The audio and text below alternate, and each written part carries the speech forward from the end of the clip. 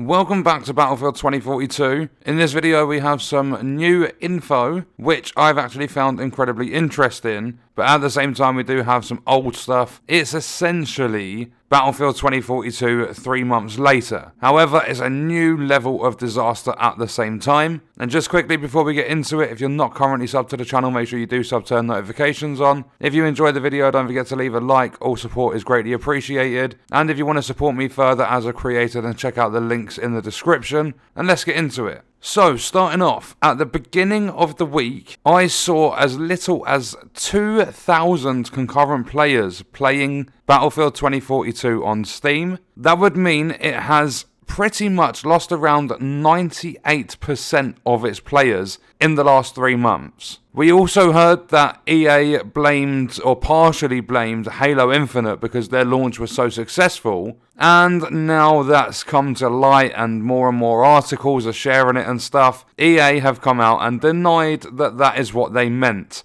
which we all know is a load of shit. They wanted to find any excuse they could possibly use, and they used quite a few of them instead of looking at what's actually happening with the game and why it's failing and taking any responsibility for it. They never did any of the above. They just simply went, Halo Infinite had a good launch, that's why Battlefield sucks.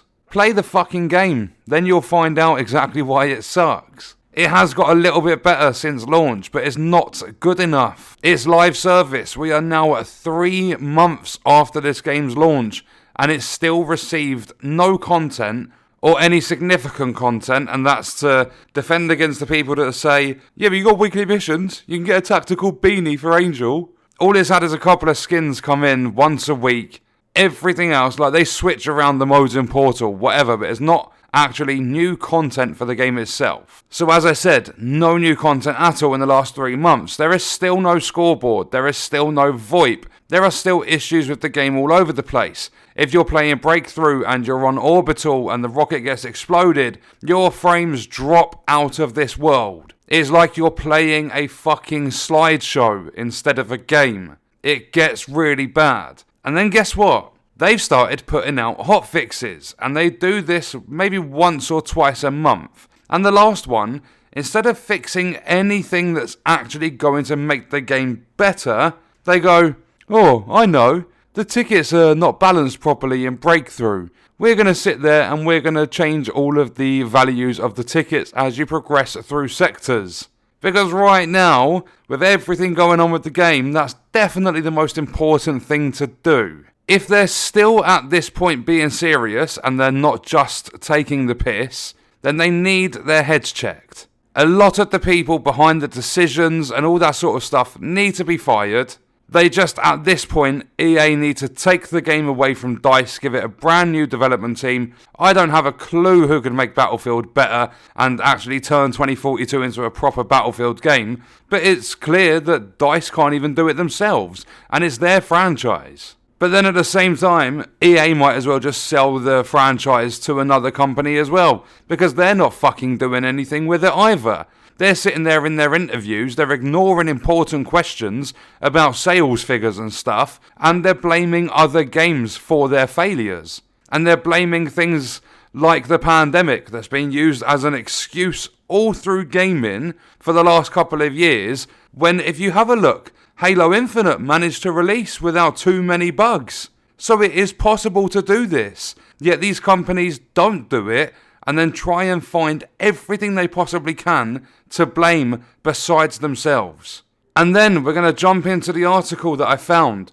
I've highlighted 2 sentences pretty much, and it's incredibly interesting to know these numbers. Obviously we know this first one. You start with 4,500. That's the number of average players for Battlefield 2042 over the past 30 days. We already know the concurrent player numbers. They're sitting at around 3,000 now, so it's gone back up a little bit compared to the start of the week. But it was hitting 4, maybe 4.5k last week. And then if you take the average number of players over the past 30 days, they haven't even broken 5k.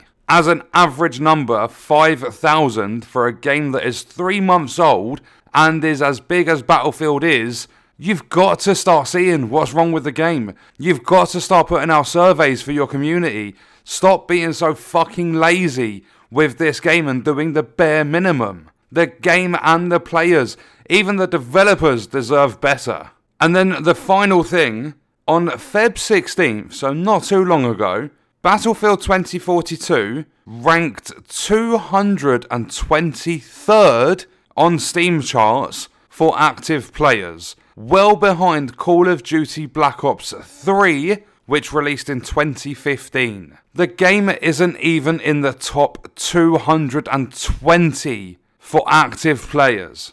It's got that bad. There are people asking for refunds because the game's broken, it doesn't work, there's bugs here, there's bugs there. But now you're also going to get a lot more people asking for refunds because there's been an issue for a long time with certain regions not being able to get into matches.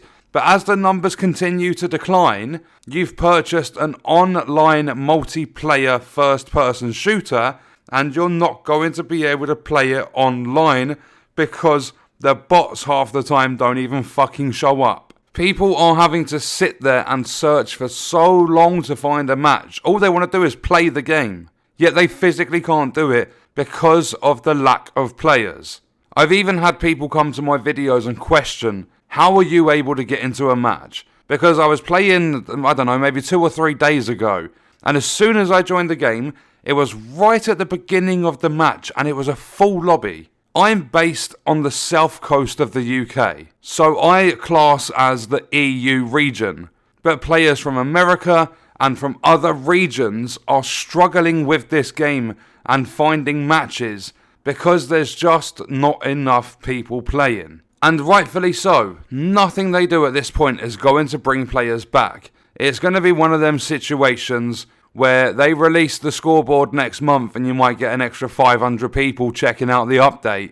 And then you get to July or August, whenever they're going to release Season 1, and you might get an extra 5,000 or 6,000 players. But a week after, when they've gone through a lot of the content, or 2 weeks later or something, you're going to have a lot of those players disappear again. And we don't know a lot about the releases that are coming this year. We don't know what games are scheduled to be released. So who knows, when they release Season 1, they might be competing with another big title that players absolutely love the idea of. Not only that, if there are a lot of releases coming around the time of Season 1, they will probably just delay it again to get it into a more quiet window where there's not as much competition. But what they fail to realise is, Season 1 needed to drop with the game. Whether your game is live service or not, you have to drop it with a season. I do not understand, like right now, 3 months later, we should be getting ready for Season 2. At this stage, previous Battlefield titles have received multiple expansions, but 2042 has had absolutely fuck all, and as I said, it's hit a new level of disaster when it's taken over in terms of active players on Steam by Call of Duty Black Ops 3, a title that is coming up to be 7 years old. Battlefield 2042 is 3 months old. But what we're going to do is we're going to leave the video there. As I always say, any other news and stuff, I will come back, I will check it out, I will keep you guys updated. So let me know your thoughts and stuff in the comments, and I will see you in the next video. I hope you guys enjoyed it.